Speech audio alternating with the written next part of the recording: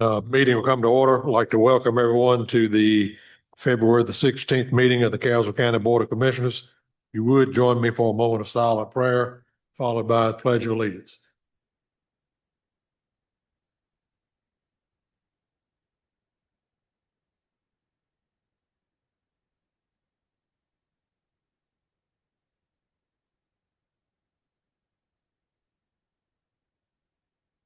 Amen. I pledge allegiance to the flag of the United States of America, to the republic which stands one nation under God, indivisible, with liberty and justice for all.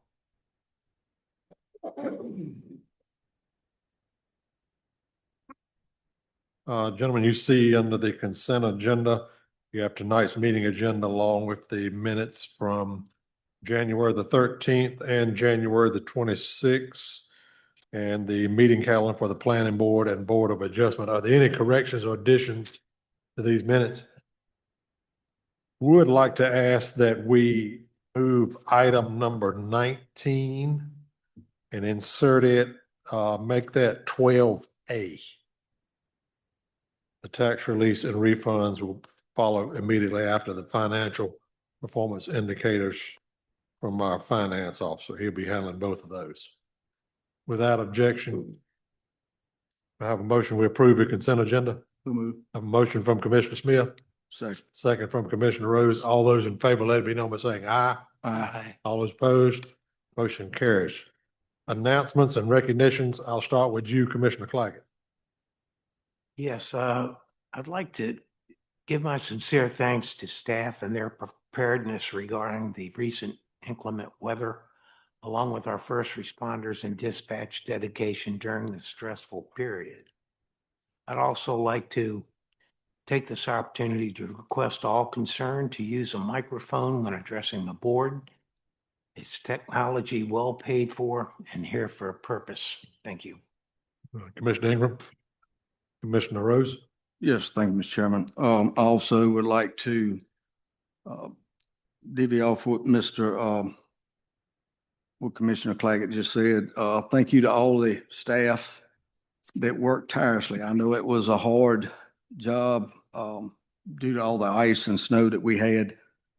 They did an outstanding job trying to get everything and stay on top of everything, and I appreciate everything they did. Also, I would like to, and I normally don't get into a lot of things that happen within the county, but I would like to commend our Emergency Service Acting Director, John Yarber. We had a really bad call the other night. I'm a member of Station 1. It honestly, and if a lot of the citizens here don't know, it strained our county tremendously. We had no EMS units available due to the number of, it was an accident that with multiple patients, and we actually had to get standby from a couple counties to stand by, and actually had to get another county over here to help us. But a big shout out to EMS, fire departments, sheriff's department, highway patrol. Everybody came together. They utilized the new radio system, 800, and it worked tremendously. And I just thank everybody for their hard work. Thank you, Mr. Chairman. Commissioner Smith. Yes, sir. I would also like to thank our staff for their dedication and willingness to step aside the boundaries of their job description, supplement those departments in need of guidance, direction, and manpower.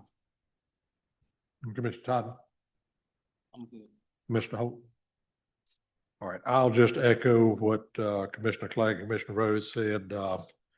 Our emergency management personnel, everyone, staff that was involved, along with all of our local volunteer fire departments in North Carolina DOT. I think these folks did an outstanding job for 2 weekends in a row and a solid week between, from what I understand. We'd like to thank all of them. Mr. Chairman. Yes. One sec. I just got a text. Is Zoom not up? I had somebody reach out and said that Zoom wasn't working. Okay, well, maybe it's on their end. Thank you, Mr. Chairman. All right. Public comments. Do we have any public comments? Yes, we have one signed up, Sarah Broadwell.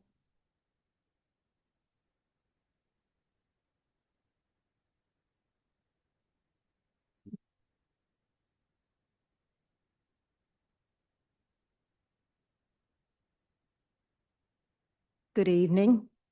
Thank you for this opportunity to come before you. My name is Sarah Broadwell. My husband and I have a farm in the Dan River Township. Thank you for your service. Thank you for filing, for running, and managing the good, the bad, and the ugly reactions of the citizens you serve. You know, and I know it's budget time. What I've come here to say is, please don't tell us you will never raise taxes. Never tells me you are dug in and not willing to consider the whole picture. I have been coming to your meetings for a couple of years now. I appreciate the work you do on behalf of Caswell County residents, and I do not envy you. As I said, my husband and I own land, and we take advantage of the present use value program. The 80,000 acres under present use in Caswell County, as well as the 20,000 acres owned by the state for game lands and wildlife, have been mentioned as a negative for our county budget. That puts you in a hard position. And you know as well as I do that you can't change that. But I ask you to consider these lands as a positive. Google farmland loss in North Carolina. It's staggering. I don't want to lose farmland in Caswell County. We're special. And I'd like to keep it that way. Hopefully you would also like to retain the rural personality of our county. I encourage you to keep an open mind. I believe in the common good. I believe that together you can find ways to pass a budget that will pay and enhance law enforcement, EMS services, social services, and our schools. And thank you for the bonus you gave the teachers and the capital improvement money. I do not want to see you pass a bare bones budget that cuts services or closes our library, our senior center, Parks and Recreation Center, or Farmer Lake. Those are services and things that seniors, children, and all of us enjoy. In closing, I support you pass a lean budget, manage our tax dollars prudently, and do not declare no to a Caswell County tax increase before the discussion even begins. Hope you'll work together for the good of all the residents of Caswell County. Thank you.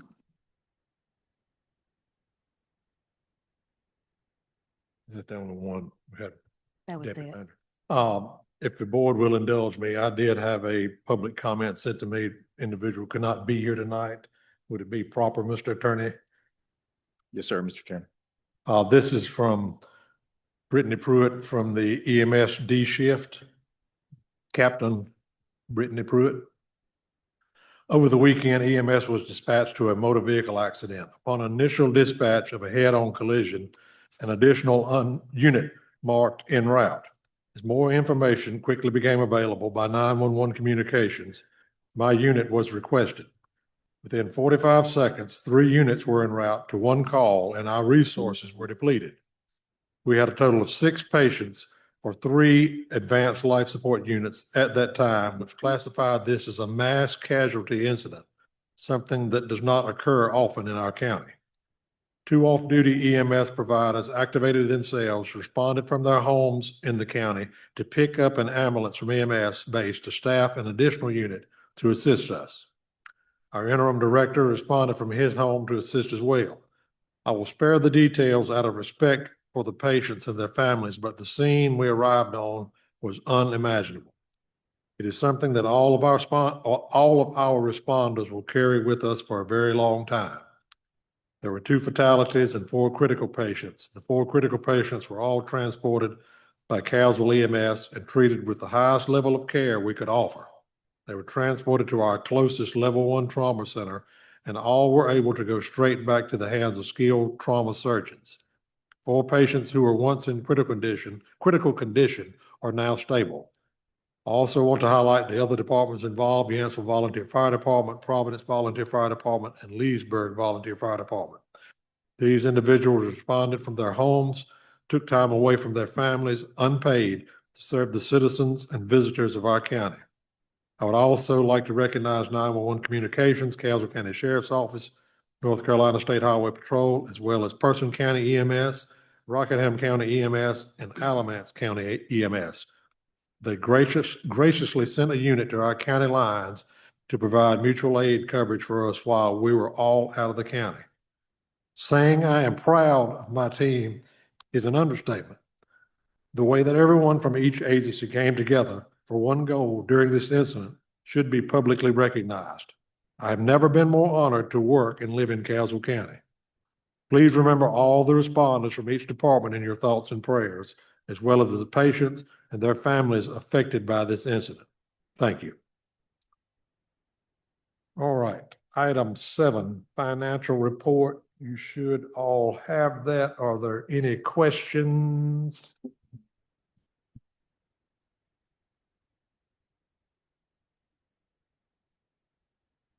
All right.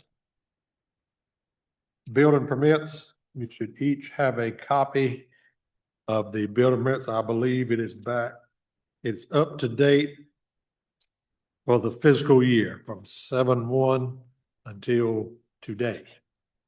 I believe it's correct. Any questions? Comments? I'd just like to make a comment. It's reported at $35 million of new construction going on in the county for the first 6 months. So 7 months. So that's pretty impressive, and that will show up in tax base. So that's great.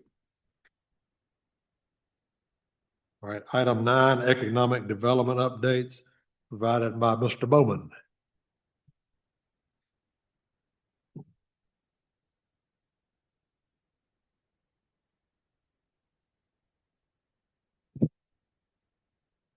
Thank you, Mr. Chairman and members of the board, for having me here this evening.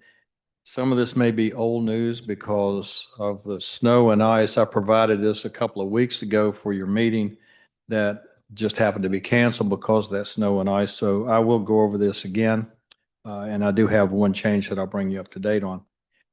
So over the month of January, there was a visit to the studio buildings with the owner there, and I was joined by the planning director, the county manager, and the mayor of Yanceyville. We had an opportunity to go through those buildings, take a look at those, take some pictures, and talk to the owner about how he wanted to move forward on marketing those.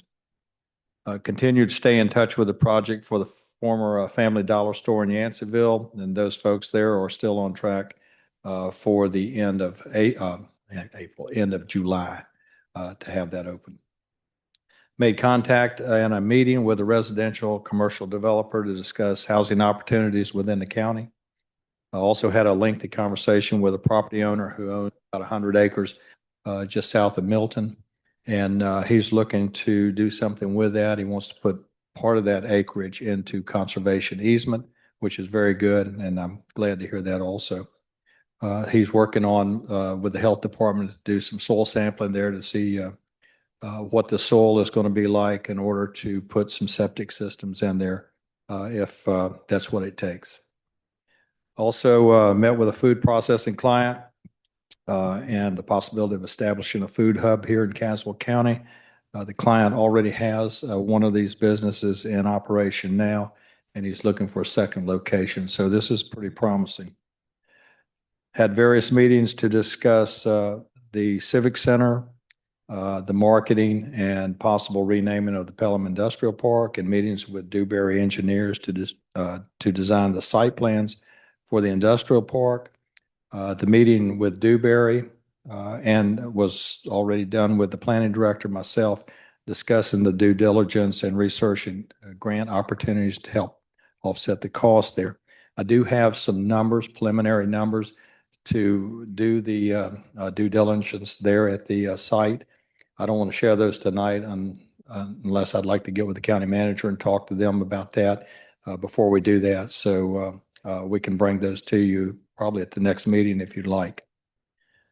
Also met with a developer from Charlotte who is also looking at a possible location for mixed-use development. I've worked with the planning director on that.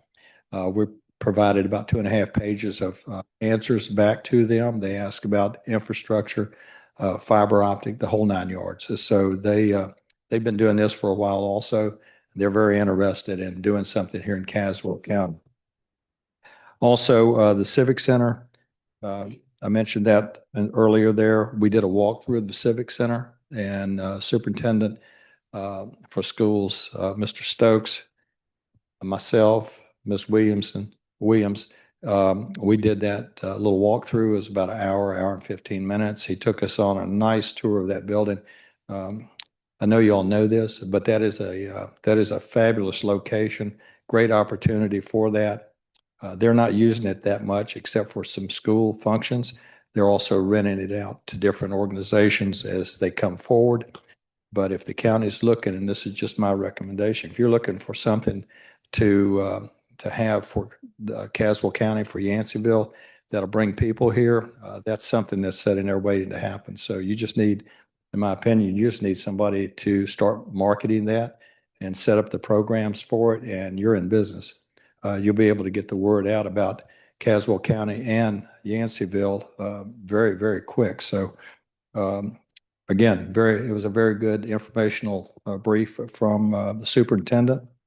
And the last thing is I gave you just prior to the meeting a picture of the Cherokee Tobacco, which is they're probably about halfway through, but they worked through all that snow and ice.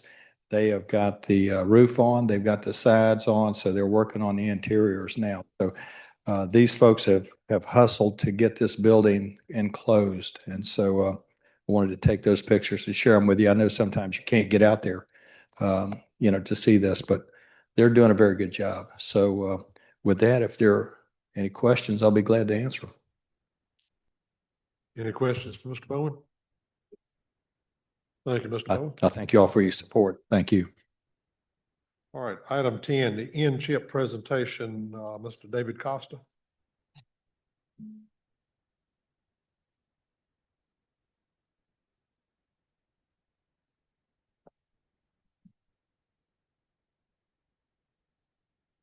Good evening. Good evening.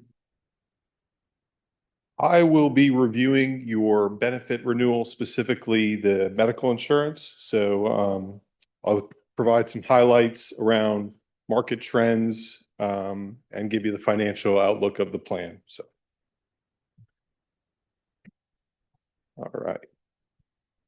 Starting on page 4, it goes through the history, membership, and governance of NCHIP. And as a reminder, you guys joined NCHIP, the North Carolina Health Insurance Pool, on July 1st, 2019. You're one of it was our second year in operation, so you're a long-term member of the pool and have really gained from its performance over the years, which I'll share with you shortly. The pool is up to 39 members. We grew by from 29 to 39 this most recent cycle. Growth is good. We want to make sure we're growing at a smart, sustainable rate and bringing in good risk members to join. Membership term is limited to 1 year, so you guys can leave at any point if you choose to do so. There's no penalty to leave. New members are admitted to the NCHIP pool by the recommendation of our Board of Trustees. So again, we are always looking to grow if we find the right county, city, and municipality partners to join our pool. Each member government has a representative that sits on our board, equal membership. So 39 members, 39 equal votes for moving forward. And our board consists of the regular board, but we have an executive committee that consists of the chair, vice chair, and treasurer. Just some quick highlights. NCHIP's core pillars and mission is stability. Our whole idea of the program was to get a bunch of county, cities, and towns together to stabilize your insurance versus purchasing on an individual basis. And it has worked that way. You have autonomy in the pool, meaning you choose what your plan design is. Nothing is dictated to you on what you need to cover. NCHIP in its whole is just a risk-sharing agreement so that members can stabilize that large, really catastrophic risk that can swing year to year. And then just some quick highlights today. Again, 8 years in operation, 39 governments, represents 12,000 employees covered. And then if you count their spouses and dependents, it represents 17,000 covered lives. So when we negotiate with Blue Cross, we are looked at as one of the largest employers in the state based on our purchasing power. This is just a highlight again of the membership. So it's been steady, consistent growth year over year. We evaluate new members. We look at their risk. We look at their claims. We want to bring in members that are good risks. The pool performs well, and it has done that. I'll just call out again the most recent cycle. We did bring on 10. There's some reasons here in the state of North Carolina. The North Carolina League of Municipalities operated an insurance pool for the last 40 years. They closed their doors last year. So there were certain members that were large enough inside the North Carolina League of Municipalities pool that were able to join NCHIP. So that's why we did see some growth in lives last year. Okay. And then here's just the history of what the renewals have looked like inside NCHIP. I'll go to Caswell County specifically, but the whole idea when we launched this pool was to outperform industry trends. And what I mean by that is industry trends have been in that 7 to 10% range for years, meaning that's the average increases you'll see in your insurance premiums for medical on average year over year. NCHIP has well outperformed that. You'll see here we're averaging 2.4% over the last 8 years. This year is a little bit different that I'll get into. Some headwinds from GLP-1s and some of the big drivers in the market, which I'll talk about shortly. But again, the whole goal was to outpace market averages, and we've done that very well. The next page just shows the growth of the pool over the years, but we'll jump into Caswell County and your history. So as a reminder, again, Caswell first joined this pool on July 1st, 2019, and you were facing a very tough renewal that year. You had a very high-cost member that was going through a costly dialysis claim. Blue Cross wanted to take your fully insured premium and increase it 30%. NCHIP was able to come in and evaluate it at that point. I think we ended up proposing a 9 to 10% increase. That's back in 2019. And since then, you've been averaging about 3 to 4% increases inside the pool. So it has worked very well for you. The next tab is just showing you some histories market-wide right now. You'll see the orange line increasing. That is average pharmacy trends, so basically pharmacy inflation. And what is driving that in this country right now is GLP-1 drugs. So we talked about that a little bit last year, but the number one line of defense for a diabetic now has become Mounjaro and Ozempic. Those are $1,000 drugs per month. A couple of years ago, it used to be metformin, Januvia, things like that, much more affordable. So there's market pressures right now. I want to call out that, again, that big pharmacy trend, what's driving a lot of that is mostly driven against GLP-1 drugs and cancer infusions. Next page shows the actual performance for Caswell County, comparing your FY24 to FY25. And what we're calling out here in the yellow highlight, there's a 23% increase to the pharmacy claims. Again, that's the driver we're seeing across the system right now is these GLP-1 drugs. For year-to-date performance, we are continuing to dip further into our reserves. So we're going a little bit backwards. The idea is hopefully to stabilize this year.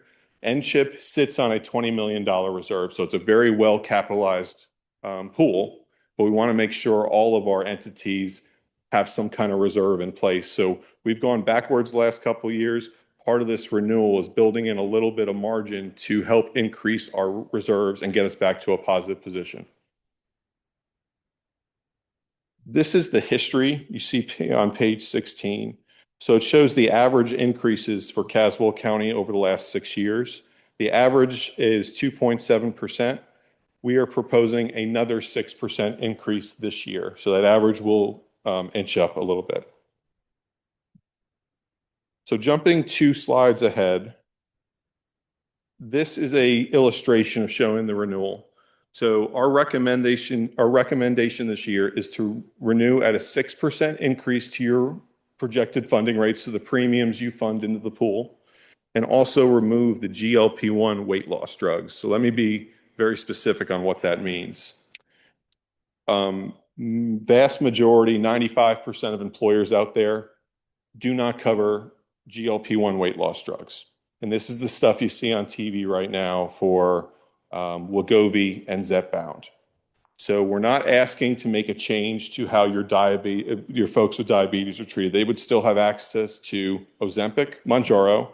What we're saying is we need to remove the GLP-1 specifically for weight loss. And again, only about 5% of employers cover these days. If you were fully insured with Blue Cross like you were prior to NCHIP, you wouldn't even have the option to cover these drugs. They would have made that decision for you. But because of NCHIP, we are a self-funded health plan. You get to pick and choose what is covered. So we've seen these grow at an unsustainable rate. That, again, is why your pharmacy trend went up 23% year over year. When we're looking at NCHIP as a whole, so all 39 of these governments, over the last 3 years, just on these drugs, spent 1 million, 3 million to 10 million. It's tripling every year. So in order to keep health plans sustainable, most health plans are not covering these drugs. We have an option I'll show you, and doesn't need to be made today, a decision made today, that you can offer these drugs at a direct to consumer market. For example, today, most employers, again, don't cover. So your employees just go direct to Eli Lilly and get the drug, direct to Novo Nordisk. They can get those drugs at fractions of the cost on the health plan. So again, no decision today. We're recommending the 6% increase to not cover these, but we can make a decision over the next 2 months if you want to add an outside program that could help subsidize this drug for the folks that are getting it today. So again, the Wegovy and Zepbound. If you would skip to, yep, this is just one more exhibit I wanted to show you. So the first column in light gray shows what you're currently funding each month into the pool right now. It's about $201,000. If you were to continue status quo next year, so still covering these GLP-1 drugs, we would need a $300,000 annual increase, or 12%. Again, we're recommending 6%, which is the last column, just a 6% increase, not covering these GLP-1 drugs. But again, we can look at a program that you can add it back in at a much reduced cost. A little bit more on that program before I open it up to questions. But for some simple finances, I know this is a little bit of a complex page, but right now, when your employees get this drug, Caswell County is paying about $1,000 per script per month. If you go direct to the manufacturer, that same drug is about $400 a month. So the idea of this outside program, if you want to consider it, is to allow your members access to the drugs direct to the manufacturer, and then you would choose to subsidize $100, $200, whatever it might be. Again, this is a rare benefit, so being able to even continue offering it is still a nice highlight for your employees. Not many employers are offering coverage for this. So wanted to give you that update. Again, very dynamic market right now, but open up any questions you might have on your medical renewal. Questions? Mr. Chairman, Yes. I do have a question. If we were to eliminate the GLP drugs, and let's say we had half a dozen people in the county on those drugs, can you just stop cold turkey? Or would it be required to go outside market? The member has the choice. They still have a valid authorization from their doctor. So if you were to stop the coverage, they could still go get the prescription. It just would not be covered by the health plan. So they can continue to get that. Most folks, it's interesting with these GLP-1s. Some people take it and stop right away. They know it doesn't agree with them. Some people it works for. Just 2 weeks ago, an oral was just released for Wegovy. So right now they're injectables, these drugs. An oral was just released. So that could lead to a lot more popularity soon because people don't have to stick themselves anymore. It keeps a constant dose in your blood if you're taking a pill every day versus taking an injection once a week, having a drawdown.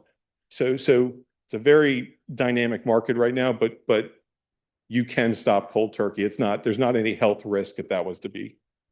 Yeah. And just so the board knows, we only have maybe like 16 employees that are using the drugs, just for your knowledge.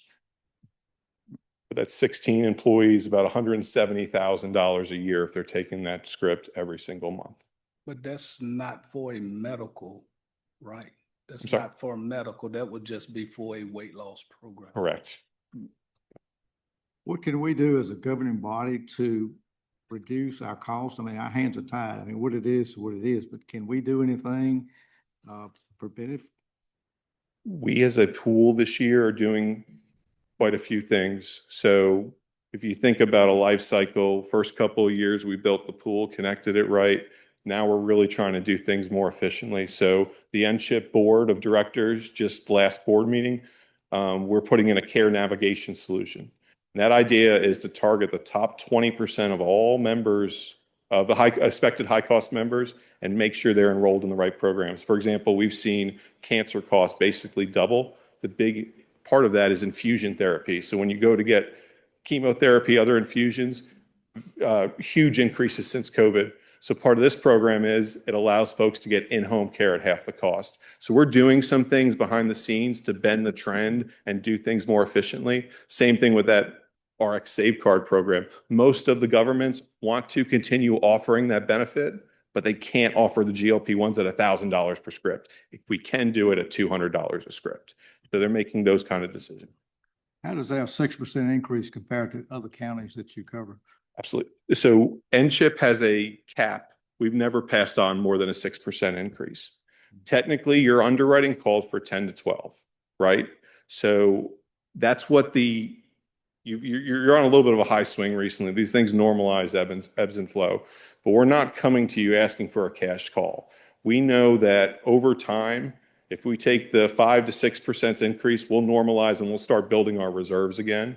But again, we've done this before when some groups are a little bit behind, such as Caswell, where again, you have to I have the idea it's going to be 5 to 6% increases for a couple of years to get our rates up to, and our reserve covering expected liabilities. But there's no outside cash call. I did review with Blue Cross and Blue Shield. If you were to be on the open market right now looking for a plan, they'd be in the plus 20 to 30% range. Mr. Chairman. Yes. You said a 6%. What would that number be if you said that the board went with the standard plan, but with this GLP-1 drug, if you had the subsidy on the side, what would that increase it to? Yeah, if you go back to slide 19 in your packet, it was about 8.8%, but that was assuming a $300 subsidy. As I just mentioned, it's very dynamic right now. Wegovy, when you go direct to the manufacturer, is $350. Correct. So if you offered a $200 or a $250 subsidy, that's less than again, my numbers, I was showing a $300 subsidy. That equated to, about $4,800 a month you're funding. Right. You don't have to give that much, especially with the new pill that came out. It's much more affordable too. Correct. Is there a standard that y'all go by through NCHIP as far as if a doctor prescribes these GLP-1 drugs? Is there a certain criteria that has to be met? Yes. So somebody just couldn't come in and say, well, I just want to get on this to get into a different size clothes. But if there's an actual health concern behind it, then would that be covered?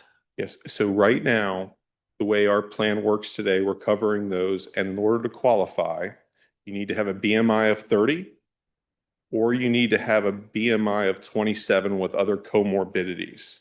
So those parameters are being checked every time before this prescription is being released. And that's the standard, you would expect from your carrier. Okay. So But correct me if I'm wrong, but you're saying that y'all would no longer even cover that drug, even that if that person met that threshold? Correct, unless we want to add that outside program for you to subsidize it. Okay. One last question I have is InChip seen anything from the federal government showing any decreases in any of these medications coming down? We're seeing it on the direct to consumer side, the Trump RX, the things that you've seen in the news recently. That has actually been impactful, but getting it direct through the PBM, your pharmacy benefit manager, those are the ones that we're still seeing net cost of $800, $900, $1,000. They're not seeing that priced. Basically, employer health plans are helping subsidize the rest of the market. All right. Do you see anything or what of anything do you see that's going to change that from this year to next year? The biggest concern right now is that these drugs are on the list to be approved for pre-diabetics as well. Pre-diabetics are 1/3 of our population. So the concern is right now, the Mounjaro and the Ozempic are only for type 2 diabetics, means your A1C and you have to have a blood glucose of 5. A pre-diabetic is blood glucose 100 to 125. Again, about 33% of our population. If the FDA approves the drug for 33% of our population, they're going to have to take the cost down. It'd be catastrophic for health plans if 33% more people are starting to get. Now, again, that adds a lot of volume to these drug companies. So I would think that would push pressures down. And there are a ton of these GLP-1 drugs coming out. So there'll be more market pressure as well. We're not seeing that right now in the health plans, but they are on the way. There are a lot more of these drugs coming out. Thank you. Any other questions? I think the decision we have to make tonight is whether to stick with InChip. We're not Correct. deciding about anything else other Not than about the that. cost breakdown of how we will do it, but we've got to make a decision by the 27th of this month if we want to continue with Blue Cross Blue Shield and with InChip. All right. Do we need to decide tonight, Dave, if we're going to stay with if we're going to do the 6% or the RX card or? The only thing we need to decide tonight or before the 27th is what our plan design would be. Meaning, do we keep our plan design, which is the 6%? Or do you want to look at changing your deductible? There's ways to get your increase less. That means putting more on the backs of employees through copays, deductibles. So that's the decision that needs to be made by the end of February is renewing with Blue Cross and NCHIP and what are our plan design. We can make decisions later on how we fund the plan, how much is funded by the employer, employee through those splits. Okay, so as a board, gentlemen, we need to decide if we are going to stick with InChip or if we're going with someone else. And going on what Mr. Costa said, Blue Cross and Blue Shield would be about a 20 to 30% increase. I could share that proposal with your team as well. Well, I've got it for backup for this meeting. There's definitely a reason why so many other municipalities and counties and towns are trying to get into InChip because they are able to keep our rates down so much compared to the outside market. What's the pleasure of the board? Is that a motion, Mr. Ingram? Yes, sir. I make a motion that we stay with InChip. All right, I have a motion from Commissioner Ingram that we stick with InChip. Do I have a second? Second. Second from Commissioner Smith. Any discussion? One thing, Mr. Chairman, would you have a way, I guess, to run the numbers, just to look at it, and that doesn't take away from this vote. And I don't know if it can be done, but let's say that we had some employees that were having some health issues and needed to take these drugs. Could the deductible that they would pay, could that deductible be changed any different to where, they may pay a little more than a deductible to get it? You follow what I'm saying? Yeah, I follow what you're saying. And I don't know if that's something you could do or not, just to look at it, to see what the numbers would be. A lot of your employees that are going to get into those situations where it is health, and Dave, you can tell me if I'm wrong on this, but a lot of them are going to be probably pushing that they're a diabetic or pre-diabetic and would be eligible for this, because I know that tend to kind of go that way. Or the medication you were saying it was coming in a pill Right. form substantially cheaper.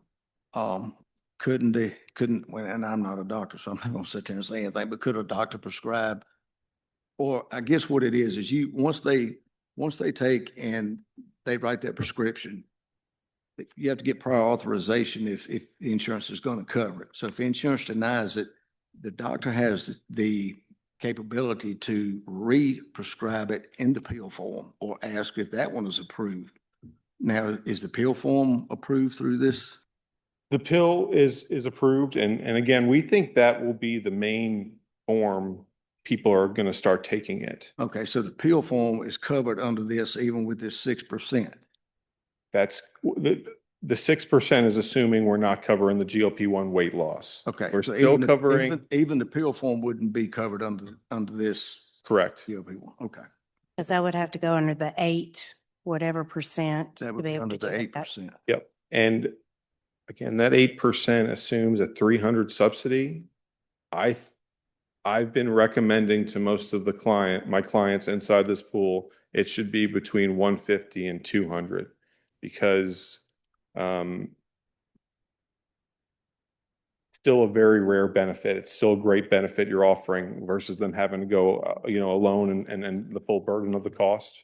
And with the new orals coming out, max cost is about $300. If you're giving a $200 subsidy, again, they only have about $100 out of pocket they would have to do, which is still great compared to what most people pay. Thank you.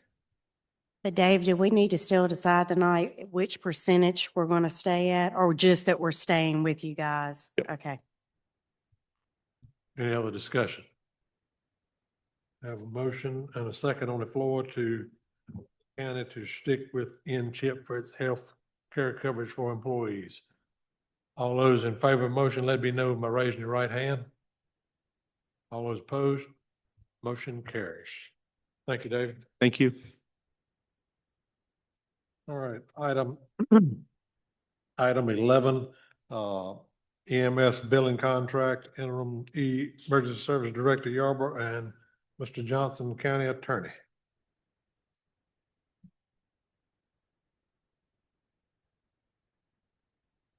Mr. Chairman, Vice Chairman, members of the board, thank you for the opportunity to speak tonight. Before I begin, I would like to ask to be given a little leeway to speak to the motor vehicle accident that you've already heard about tonight. Saturday night, my words will not do justice to this incident, but commissioners, you should be very proud of public safety in this county. At 11 p.m., we had a motor vehicle accident on 86 South near the bridge that is currently being reconstructed. This was an incident that thankfully we rarely see in Caswell County. It taxed our resources. It had multiple patients, multiple vehicles. While en route to this call from my house, I had 2 off-duty employees calling me saying, hey, I can come help. They ended up coming in off-duty, staffing a 4th truck so that Caswell County EMS could take care of all the patients and we didn't have to rely on outside resources. Caswell County EMS personnel went above and beyond just like they do every single day. And I, for one, am proud of all of them. In like fashion, Caswell County 911 also ended up with off-duty personnel coming in to assist a very busy 911 center. Yancey Fire Department, Providence Fire Department, Leesburg Fire Department all responded and assisted, as well as Caswell County Sheriff's Office, Highway Patrol, and ambulances from Person County, Alamance County, and Rockingham County stood by while we were completely out of trucks. Everyone did an outstanding job under very trying circumstances. The teamwork I witnessed and the willingness of volunteers and county employees to jump in and go the extra mile was remarkable. If you see these employees and these volunteers, please give them thanks. Tonight, I want to briefly walk you through an agreement that is before you tonight and explain why we are recommending to the board that you approve and sign this updated contract. Since the original agreement with our billing company, EMSMC, in 2016, our call volume and in turn our revenue from EMS billing has increased. In 2017, our system handled just over 3,500 calls and generated approximately $665,000. In calendar year 2025, we responded to more than 4,500 calls with a revenue exceeding $1.4 million. Under the current structure, EMSNC management fee represents 6.75% of revenue. This new agreement does not change that. They will be getting the same 6.75%. The original agreement with EMSMC carried a 3-year term. Since that time, no new agreements have been executed, and we've been operating under that same 2016 agreement. This was discovered when our auditors requested a copy of the contract in August of 25 while completing the fiscal year 24 audit. The benefit of signing this agreement, which is another 3-year agreement, will fund new ruggedized laptops that are used to complete patient care reports.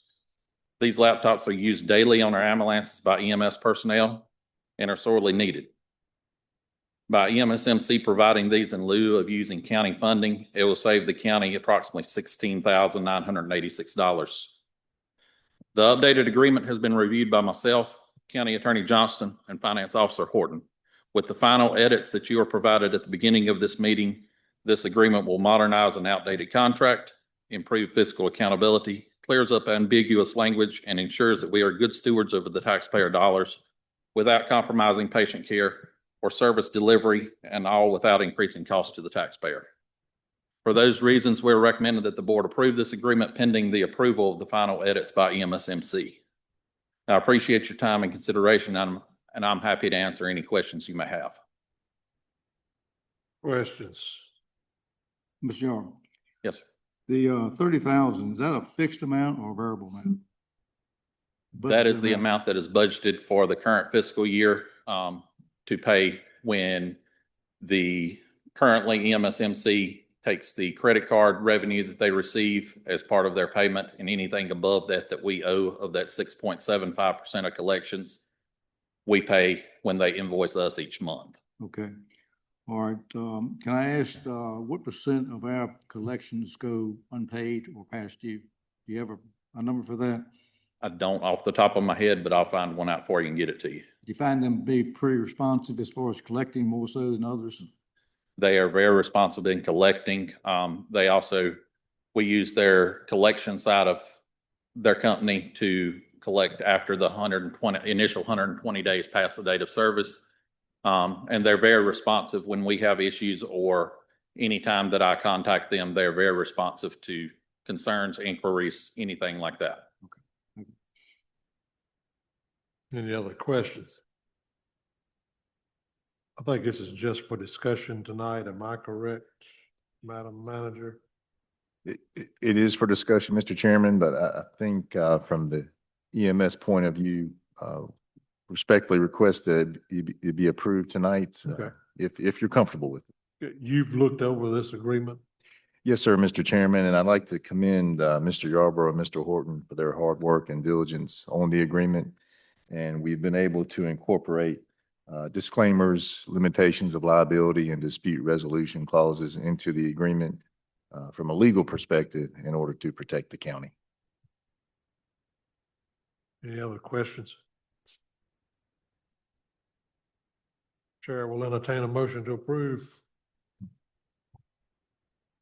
I make a motion that we approve $30,000 for the budget for the EMSMC billings.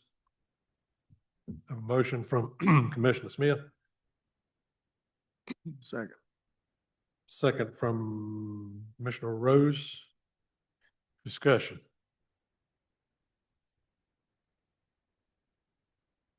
Hearing none, we'll proceed to vote. All those in favor, let it be known by saying aye. Aye. All those opposed, motion carries. Okay, item 12, fiscal year 24 financial performance indicators up in turn. Mr. Horton, believe you're up. Yes, Commissioners. He needs to I have it before you or in your packets. Yeah, because acoustics, as you know, are not all that great in here.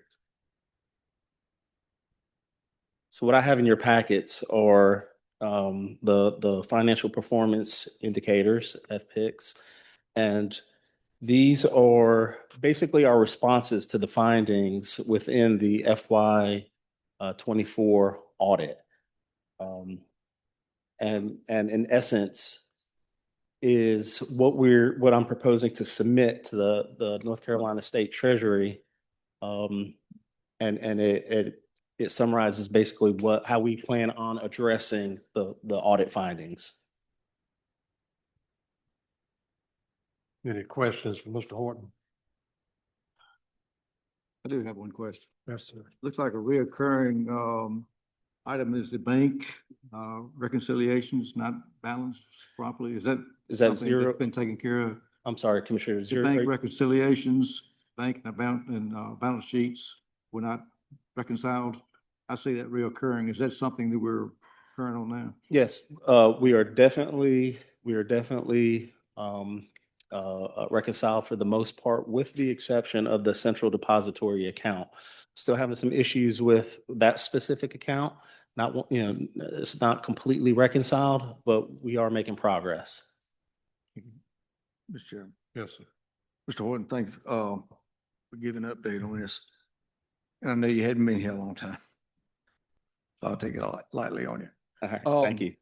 But as you've been going through what this process or what you have been dealing with, have you been able to, I guess, come up with any procedures or any protocols that you would like implemented that will kind of stop a lot or help correct a lot or take care of a lot of this? Yes, absolutely. It's a multi-pronged approach, right? I have to develop the FPIC language, Correct. while at the same time developing some of the policies to put in place to try to mitigate or minimize risk of this going forward. For example, the tax refund and release. That's one policy implemented. I'm currently working or it's submitted to the administration a check and cash handling policy. That's another approach. The finance team and I are working on consistent, I'd say, month-end period close calendars and activities that we want to engage in on a consistent basis to manage this continuously and in real time to avoid these sort of things. So with that said, there are some more items that are in the pipeline and hopefully going to get before you all sooner versus later. But yes, we are aggressively and actively engaged in trying to implement these solutions. Thank you. I'll speak, I guess, for the whole board because I feel like the whole board feels like I do, whatever we can do with the board to help you in that as far as those procedures, feel free to bring them to us. I appreciate that, Commissioner, and yes, the finance team and myself will take you all up on that. That's all I have, Mr. Chairman. Any other questions? I do have one more question. On finding 003, you've got expenditures exceeding appropriations at year end. Is that something we should have taken care of prior to June 30th and maybe made some budget amendments to appropriate more money so we wouldn't run into that finding? In hindsight, yes, we could have approached it that way. One of the simple approaches that we've implemented since then is utilizing the system. So the system being Munis. If there are expenditures that are trying to go against any given fund, expense code, et cetera, the system is automatically going to flag that for finance to say, hey, this is what's trying to be done. Before it goes through completion, finance will have to review, address, and remedy. Any other questions? I have a motion, we approve these responses for our financial performance indicators for fiscal year 24. I have a motion from Commissioner Rose. Second. Second from Commissioner Ingram. Any discussion? Hearing none, we'll proceed to vote. All those in favor of the motion, let it be known by saying aye. Aye. All those opposed, motion carries. Thank you. While we got you here, Mr. Horton, hold on just a second. Tax release and refunds. Are you handling that or is Mr. Bernard handling that? So my contribution was the policy. Mr. Bernard, I believe, is going to, and his department is going to provide the documentation and data to bring before you all. So I'd say for tonight, maybe it's a joint approach. Okay. And I just was going to throw in that, just a reminder that the property and tax releases of refund policy was approved at the January the 20th, 2026 meeting. And this is a corrective action for FY '23 and from our FY '24 audits. And after this is presented tonight, we were hoping that the board would agree to let us to put the future ones on the consent agenda. So just keep that in mind. Okay. Yeah, so again, this is one of those findings, audits.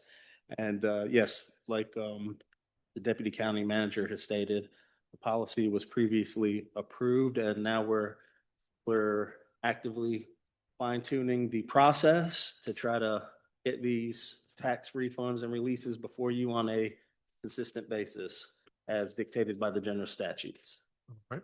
You should have a copy of the January funds and releases. Come to the county manager, should be in your packet.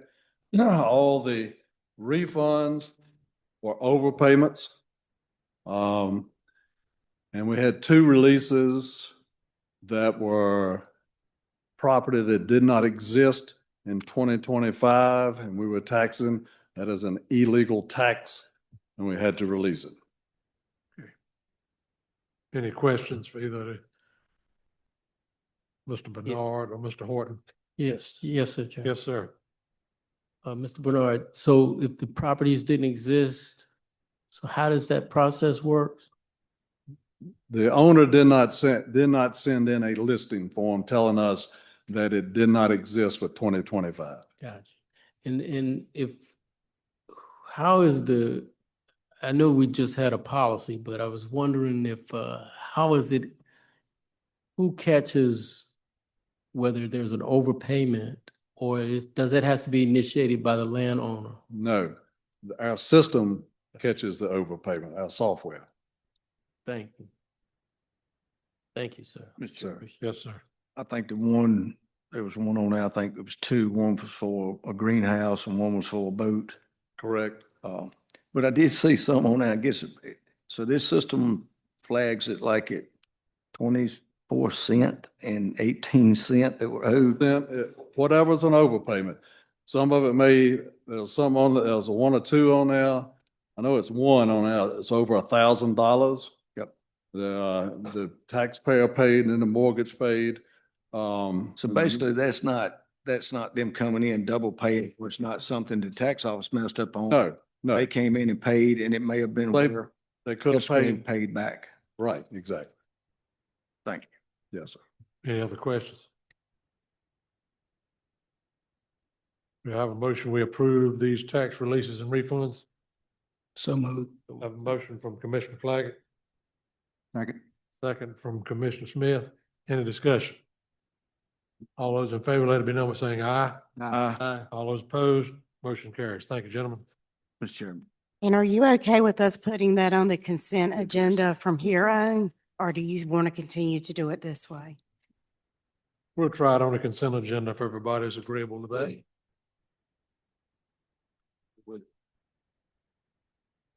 All right, item 13, Pelham Business Park name change. Ms. Williamson.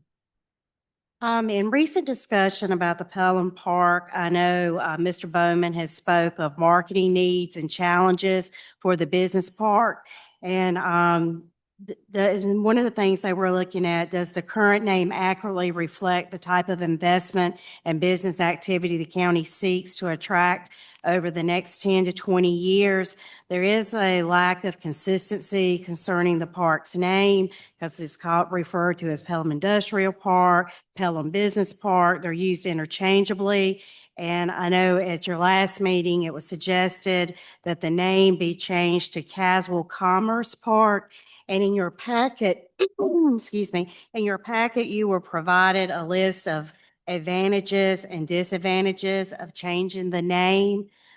Some of your advantages of renaming to Caswell Commerce Park would be broader geographical identifiers, stronger economic development appeal, improved marketing and recruitment, and economic diversification message. Excuse me. Your disadvantages or potential challenges of changing the name would be loss of local heritage or identity, cost and administrative work, and transitional confusion. And I know we also have Mr. Bowman here who could answer any additional questions that you all may have, but I just know that kind of was, you were looking at that at your last meeting and just kind of wanted to know how the board wanted to proceed with this. Thank you. What's the feelings of the board? Mr. Chairman, Yes, sir. I'd like to ask Mr. Bowman a few questions. All right, Mr. Bowman.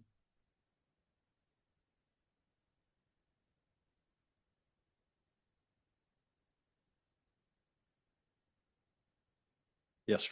How you doing, Mr. Bowman? Doing fine, thank you. Real quick, I see on here, I guess, looking at this possible name change, what would the county be looking at as far as cost on this rebranding? On the what again? The cost of rebranding, as far as if you change the name, something else, what would we be looking at it doing that?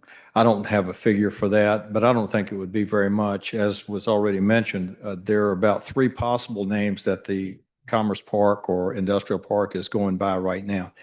The change, I think, would be be more focused on the companies that are already located there. Right. If they have letterhead stationery, things like that, then they'll have to do those changes internally for those.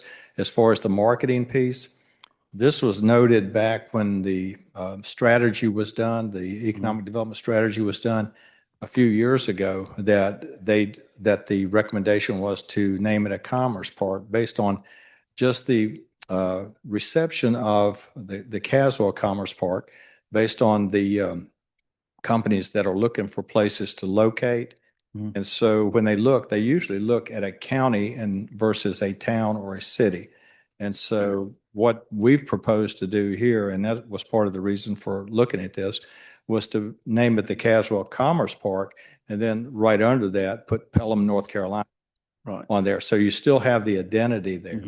But you also, for the bigger picture, the broader picture, broader appeal, it would be Caswell County. Have you been able to look at it? And I'll be honest with you. Sure.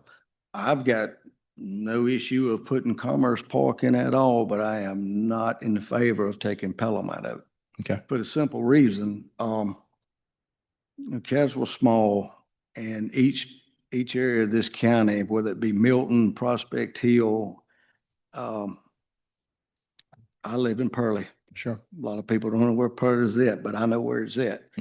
They're proud of where they live, and this park has been there, and a lot of people associate that park with Pelham.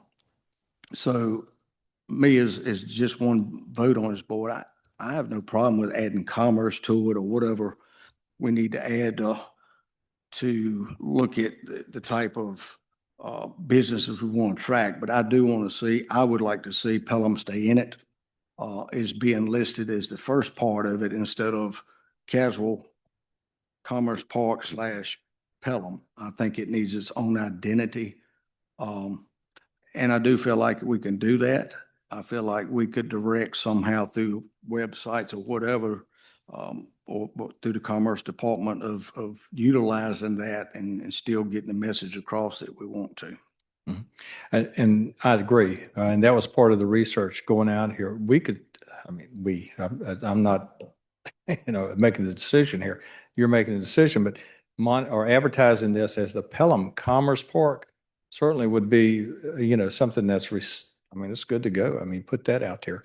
And put that it's in Caswell County and smaller, or you could just leave it as a standalone. I understand the local identity. Believe me, a lot of people, they identify with things like that and they don't want to see it changed. Right. But I think the piece that I'm looking at here more is the Commerce Park piece.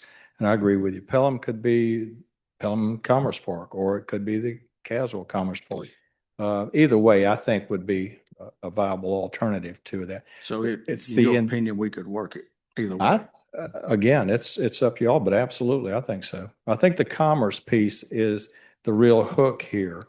And the industrial piece, we're not there for the industrial. And the idea of having an industrial park, people think about heavy manufacturing and things like that. This is not what that park is set up to be, as you've already seen with the Cherokee Tobacco. We're not into heavy manufacturing. So I think Pelham and Commerce Park would be adequate. I think it would be good. Thank you, sir. That's Yes, all I sir. was, Chair. Mr. Chair, Mr. Clayton. you mentioned the strategy group from a couple of years ago. Are you aware of the International Economic Development Council's Economic Resilience Strategies for Caswell County Technical Assistance Report of December 2023? Vaguely, yes. Yes. That recommends the name Pelham Business Park, and why.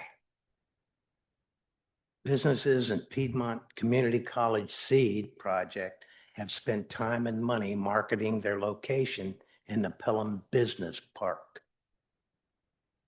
Cherokee Tobacco Processing Plant made their purchase here under the Pelham site name.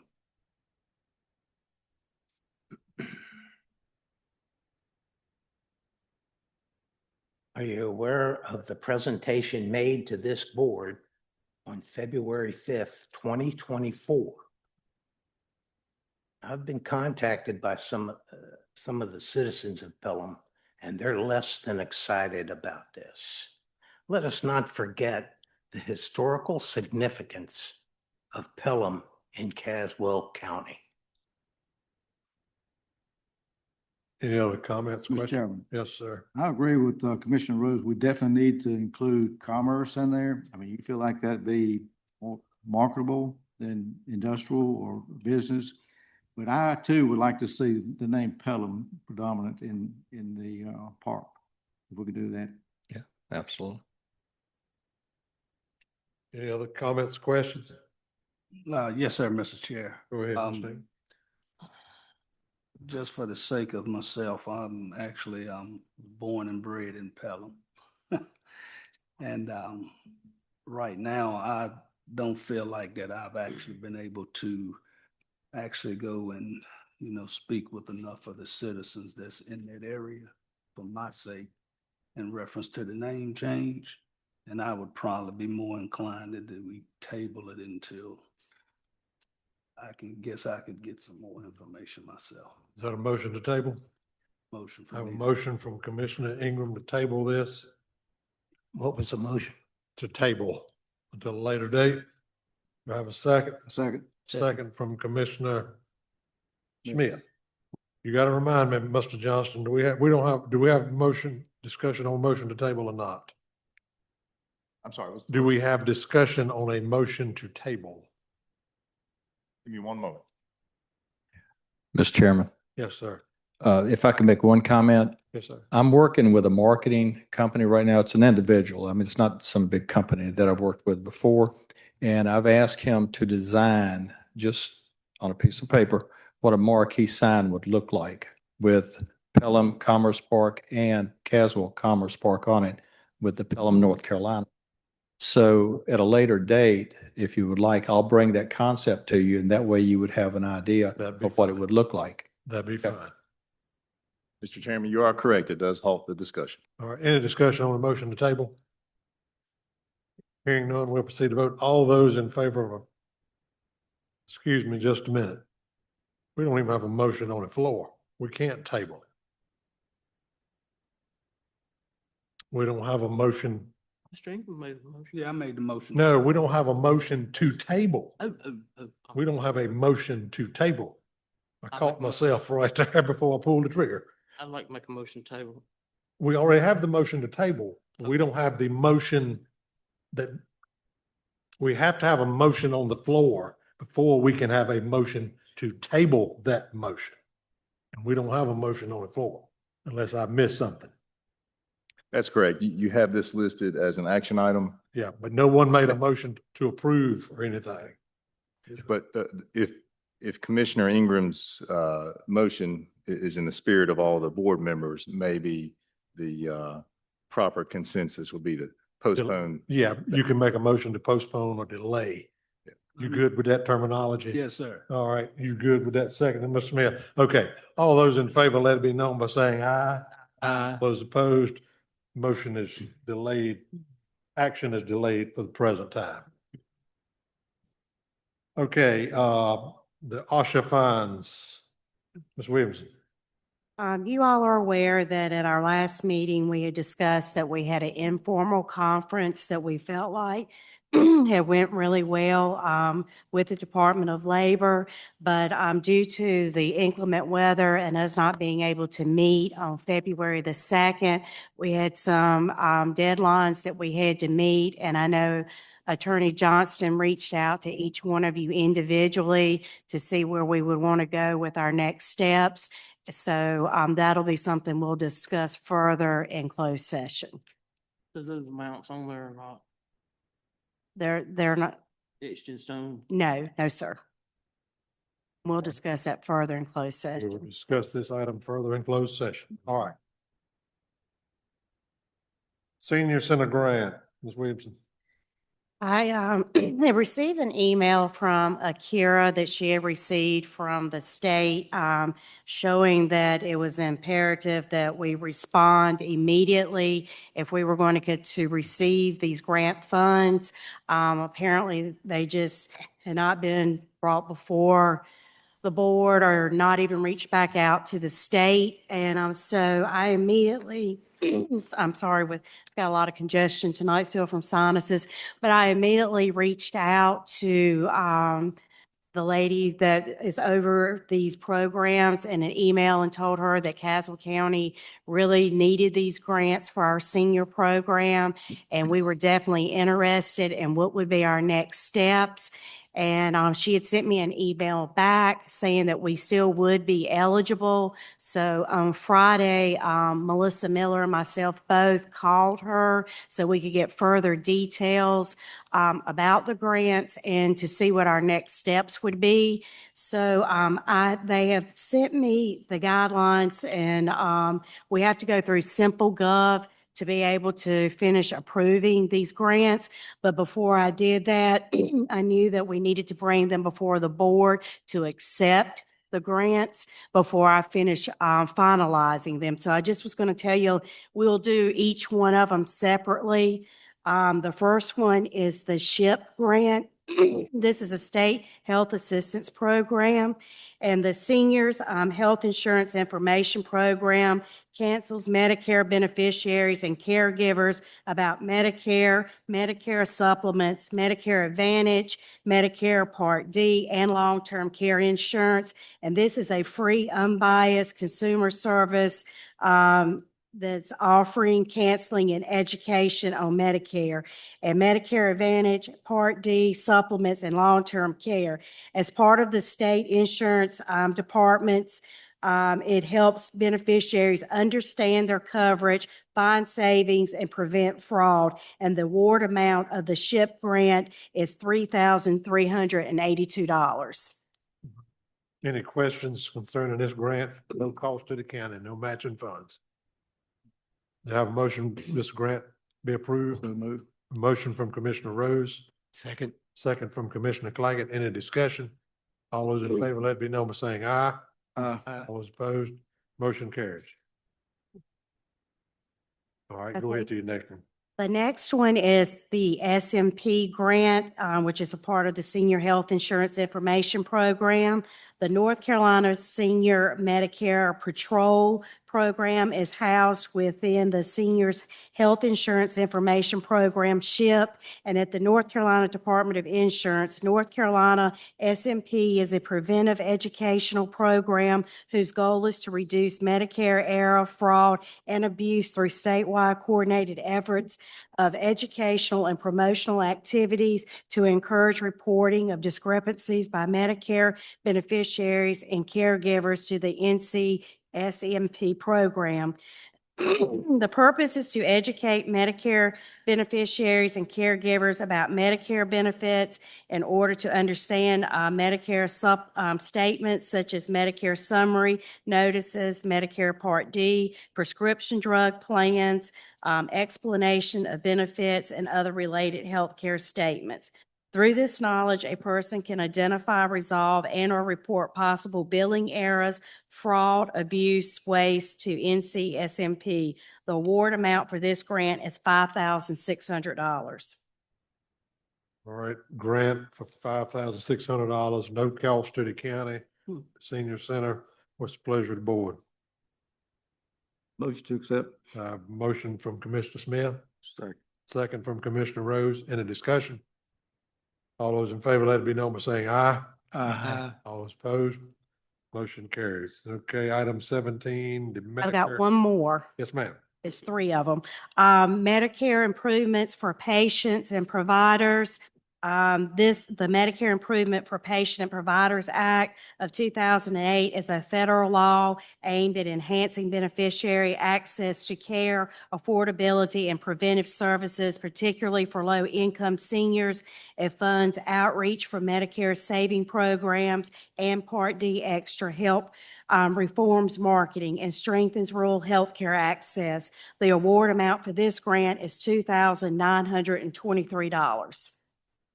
Grant for $2,923 with no matching funds required from the county. What's the board's pleasure? Mr. Chairman, one question.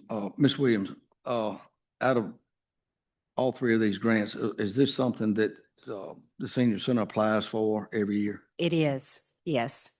Well, commend them, because that's almost $12,000 tonight Exactly. that we did not have to try to find money to help our seniors with things that, they get scammed a whole lot and this is just a help. Just thank them. And my goal this week is to finish those agreements and get them sent out, but I wanted to bring it before the board before I completed them.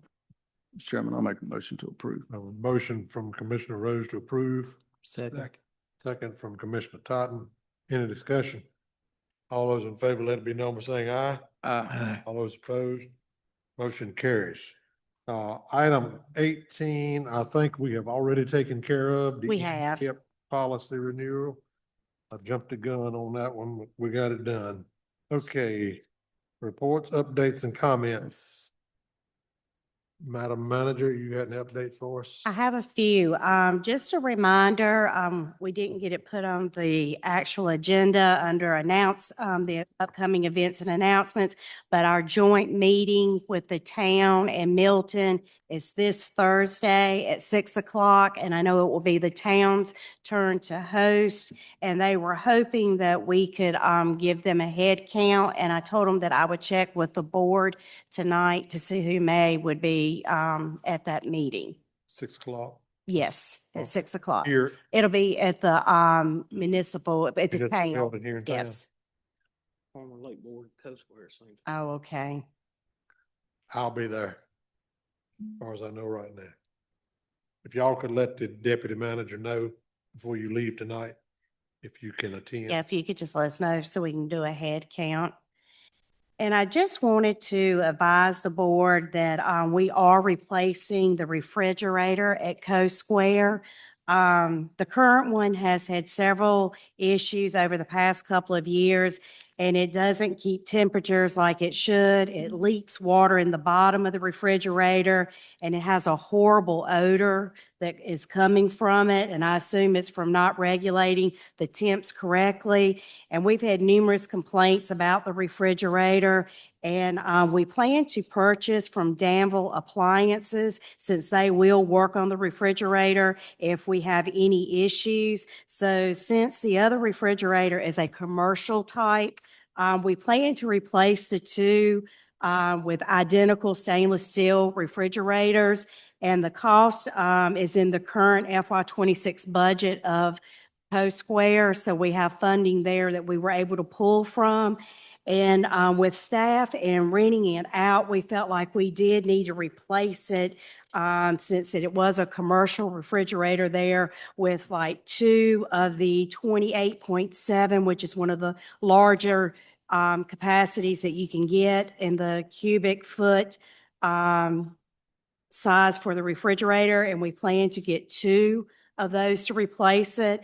And they are at the cost. RD did work with them to see what kind of deal that we could get. They're $1,700 a piece, which would be $3,400. And then if one did go out, at least we would have a backup. But we just felt like maybe we needed to go with two since we had such a large commercial that one that is there already. And we thought this would probably be our best bet, especially since we're doing rentals and to have room for current staff to put their, their food and stuff in as well. I just wanted to advise the board of that. All right. And that's all I had. Okay, Mr. Attorney. Thank you, Mr. Chairman. Continuing to review contracts and public records requests on behalf of the county. And I also received a request from our county planner to draft a utility easement on behalf of Cherokee Tobacco in order for that facility to access the utilities in that area. And I hope to have a drafted easement for your review at the next regularly scheduled meeting. And Mr. Chairman, I'll have further updates for you in the closed session. All right. Commissioner updates and comments. Mr. Holt? No, sir. Mr. Totten? No, sir. Mr. Smith? Yes, I've got a couple things. I would like to see us take a look at our social media policy for updates, clarifications, what have you, to make sure we're up to standard on that. And I would like to see us continue the civic center talks with the school board and take a look at the next step and follow up on that. All right. Mr. Rose? Nothing, Mr. Chairman. Mr. Ingram? Nothing. Mr. Claggett? Nothing. All right.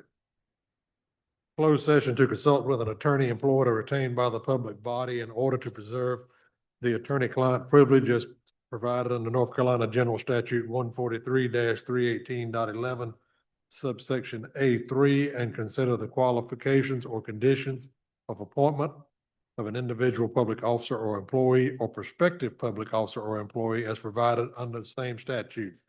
We have a motion, we go into closed session. So moved. A motion from Commissioner Rose, second by Commissioner Totten. All those in favor, let it be known by saying aye. Aye. All those opposed, we now set in closed session.